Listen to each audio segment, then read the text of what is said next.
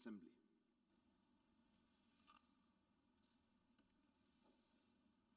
Sayın Başkan, Esteemed President, valuable heads of state and government, estimable Secretary General, valuable delegates, I would like to greet you all with the most heartfelt sentiments on behalf of my nation, and I extend my personal greetings. And I hope that the 76th session of the UN General Assembly will be auspicious for us all. I am pleased to be at the General Assembly and address all my valuable friends after 2 years. Over the past 2 years, we as the whole humanity indeed faced very challenging days. The COVID-19 pandemic, which is described as the most appalling of the century, we lost 4.6 million people, among which we have had our beloved friends, family members. Despite all the efforts and mileage covered, we still see the negative impacts of the pandemic in our day. And we are undertaking the 76th session of the UN General Assembly under such an atmosphere. The messages of cooperation and solidarity here will contribute to the efforts to fight against the pandemic, but I believe it will also give more hope to millions of people across the world.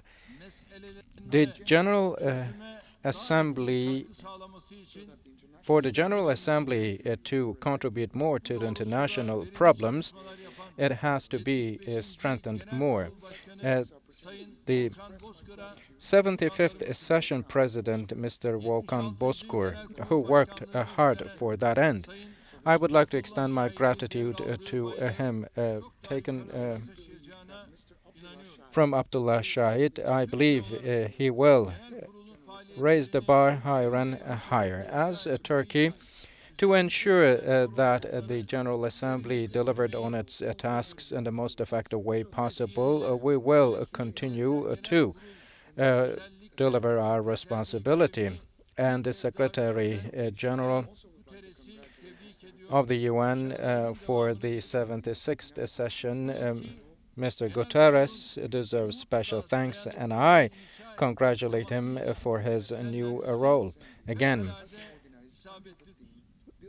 the theme of this year, Building Resilience Through Hope, is very much to the point. Even though it is bitter, I would like to express one reality one more time in the face of this pandemic, which reminded us all that we indeed are a whole big family. We globally, unfortunately, failed in the test. In particular, the sections in need and in poverty were left to their fate, if you will.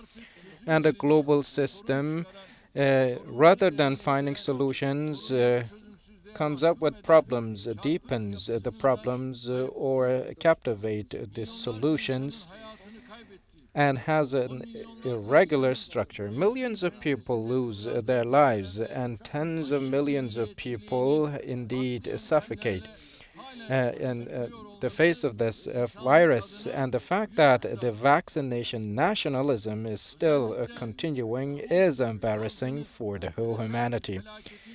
In particular, it is necessary to recognize that only with international cooperation and solidarity, if we are to overcome this pandemic, before all countries are free from this pandemic, a single country on a standalone basis cannot free itself from the pandemic. And I hope that this General Assembly session will be a turning point for that. In the face of the pandemic, other than global cooperation, we also have had a chance to see the high-level initiatives in the field of medicine.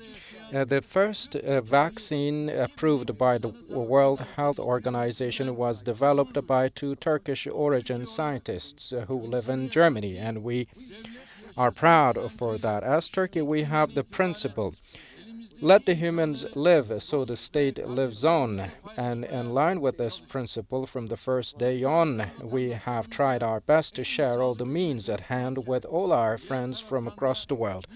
On one hand, we delivered all the services to our citizens, but on the other hand, we have sent medical supplies to 12 international organizations in more than 100 countries. The locally developed Turkovac will be put to public use very soon for our nation and the whole humanity to further strengthen the World Health Organizations and we support the contract preparation processes ongoing. A reasonable balance is also to be established in between social life and all these processes. We have to underline one more time. Esteemed delegates, realities we have been going through remind us certain facts over and over again. Just like our happiness, our sadness, just like our problems, our solutions are common. Acting with a rational an ad hoc rationale would not only make certain countries pay the half the price only, but the whole humanity will be paying. The methods that are imposing will fail to find solutions. And most recently in Afghanistan, we have seen the results of that, and in the most suffocating way possible. More than 40 years, the Afghani people were left alone in the consequences of conflicts and atrocities that went on for decades. Afghanistan is in need of international community's support and solidarity to ensure and build a peace in the region as soon as possible. We need to act in cooperation, and we hope for that. As Turkey in such rough and challenging days, we will continue to stand with our Afghani brothers and sisters. In Syria, before the eyes of the whole world, hundreds of people died, and tens of thousands of people were displaced, and now it has been almost 12 years. Our country welcomed more than 4 million Syrians on one hand, and on the other, our country fights against many organizations in the field. We fight Daesh on one-on-one basis, and we are the only NATO country that defeated that terror organization. And PKK and its extensions and their ethnic cleansing and massacres in Syria were only averted and prevented by Turkey. Thanks to all the operations we launched in the secure zones, we have ensured more than 460,000 Syrians were repatriated on a voluntary basis. And again, thanks to our presence in Idlib, we saved the lives of millions of people and prevented displacement of many. The international community indeed cannot let the continuation of the Syrian crisis for one more decade. The problem is to be solved in a way to meet the needs of all relevant parties, and on the basis of 2020-54 resolution of the UN. And for a political solution, a stronger will needs to be exhibited. The northern east part of Syria in northern east of Syria, the United Nations humanitarian mechanism will be stationed for 12 more months, and we are pleased for that. The approach on the basis of reconciliation should be sustained so that the asylum seekers can be repatriated in a safe, secure, and decent fashion. This is what we hope. Discrimination among the terror organization, a separation among them cannot be accepted, or usage of one as the subcontractor of the other cannot be acceptable, I would like to express in front of you all. Across the world, especially over the past years, all terror attacks taking place show that terror is not an enemy to us only, but the whole humanity. The territorial integrity of Syria and our country's security is threatened by terror organizations, and our fight against those terror organizations will continue decisively. In our country, other than Syrians, there are around 1 million refugees or migrants with a different status. And upon the recent developments in Afghanistan, we are faced with another influx of migration from Afghanistan. As a country that saved the dignity of humanity in the face of the Syrian crisis, we now do not have the opportunity or the tolerance to face and endure another migration wave, and all the relevant parties now have to take their share and responsibility. And 1951 Geneva Agreement and international humanitarian law should not be worn off by anyone else any longer, and a concrete stance against them should be exhibited. Thanks to the support for the legitimate government in Libya, a ceasefire took place, and the new government of national unity was formed. For all the institutions to act and for the elections to take place on a timely basis, we will continue with our support. The international community should stand with the legitimate government of Libya, which stands for all sections of the society. Threatening peace and security, one of the most important problems in the world now is the Israel-Palestine dispute. As long as the persecution against the Palestinian people continue, the Middle East cannot achieve peace and stability. And for that reason, occupation, annexation, or illegal settlement policies should definitely and immediately be ended. The 1947 UN resolution of Jerusalem and its international status and also the holiness of Al-Quds should be protected, and we will stand against all violations against those. The two-state solution without any further delay should be revitalized again. On the basis of 1967, independent and territorially integrated Palestinian land and its establishment is among our priorities. In the Caucasus, in terms of the stability to be achieved, recently concrete steps have been taken forward. Azerbaijan used its legitimate right of defense and protected its own territories and ended the invasions on its own soil. And this development for a permanent peace to prevail in the region opened windows of opportunities for stability in the region.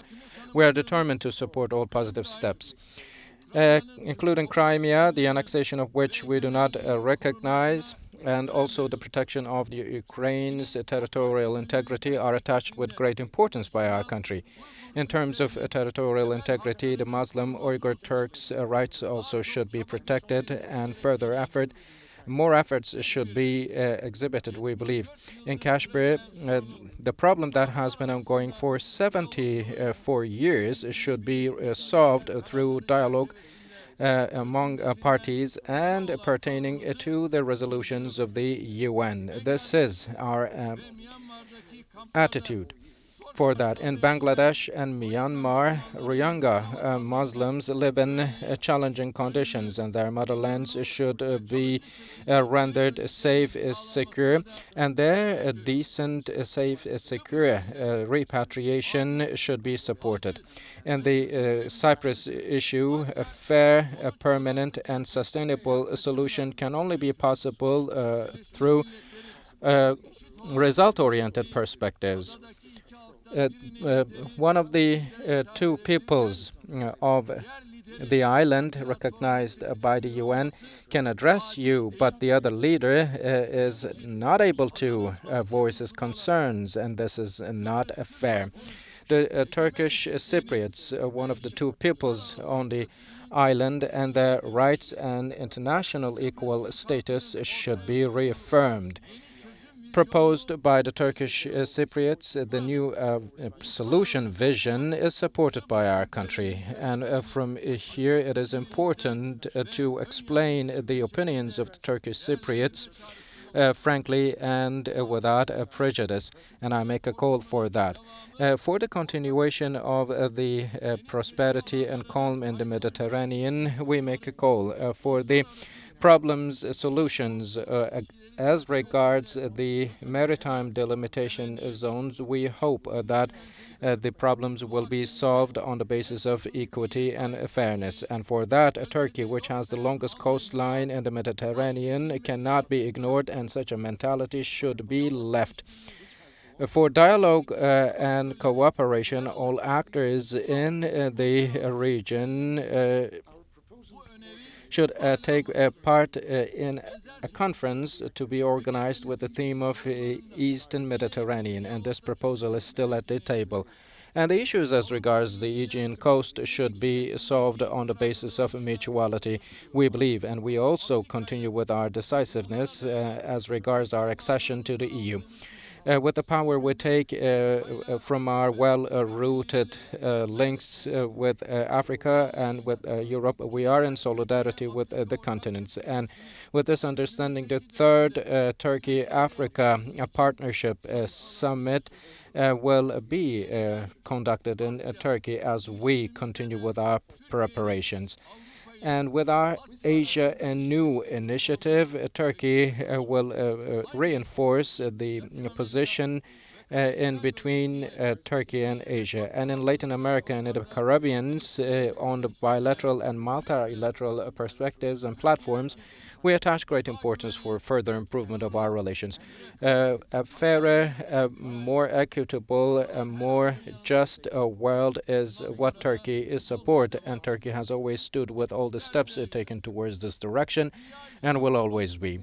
Distinguished delegates, millions of living beings are embraced in the world, and the world in this aspect expects us to respect it in return. And the humanity throughout history in its search for development and flourishing unfortunately used the resources offered to us by the world recklessly. After such a centuries-long misusage, the threats caused by humanity itself now threaten us. Climate change, air pollution, safety for food and water, and loss of biodiversity are some of the problems we can break down. And those problems now have come to a dimension which would put the future of the humanity into ambiguity.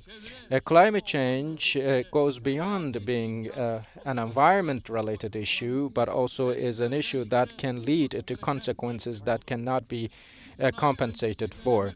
And it is a matter that we need to highlight more and more. The carbon dioxide, methane, nitrogen oxide, like green gas, greenhouse gas, indeed increases the temperature of the world. In all corners of the world, as compared to the pre-industrial era, the world temperature increased by 1.5 Celsius degrees. And this leads to many natural disasters. In Asia and Europe, we saw floods. In Africa, we saw drought. And in the Mediterranean basin, we saw wildfires, and we see snow falling in deserts, and many other natural events that we are not familiar to see. Other than the damage these natural disasters cause on the ecosystem, they also threaten the safety and security of people. Many people in many locations, many geographies of the world are getting prepared to move or be displaced. However, still in the world, there are some crisis regions such as Syria and Afghanistan, and the world still has not found a solution for such crises. In such an era, drought, food scarcity, and weather-related or climate-related issues would lead to other waves of migration, and the way to find solutions to that is still not clear. And we will see the impact of that, especially on big populations in big cities in particular. For example, New York, where we are now, had to endure big scale hurricanes 2 weeks in a row, and also heavy rainfall that caused a lot of challenge and difficulty. The damage caused by heavy precipitation in Europe hasn't still been compensated for in Europe.